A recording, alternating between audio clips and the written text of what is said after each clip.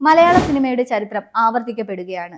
ഓരോ അവാർഡ് പ്രഖ്യാപനത്തിലും മമ്മൂട്ടി എന്ന നടന്റെ അഭിനയത്തിന്റെ ആഴം വീണ്ടും വീണ്ടും ഉറപ്പിക്കുന്നു. ഈ വർഷം ബ്രഹ്മയുഗത്തിലെ കുഞ്ചമൺ പോറ്റി എന്ന അത്യുഗ്രൻ പ്രകടനത്തിന് അദ്ദേഹം മികച്ച നടനുള്ള സംസ്ഥാന അവാർഡ് നേടിയതോടെ ഈ നേട്ടം ഒരു റെക്കോർഡായി മാറിയിരിക്കുന്നു.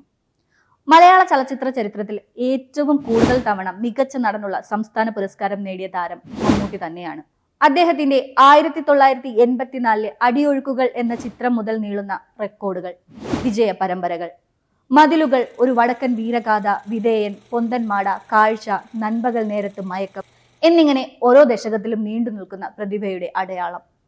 ഈ അവാർഡ് നേട്ടങ്ങളുടെ പ്രത്യേകത, ഓരോ തവണയും വ്യത്യസ്തമായ കഥാപാത്രങ്ങളിലൂടെയാണ് മമ്മൂട്ടി ജൂറിയെ വിസ്മയിപ്പിച്ചതെന്നതാണ്.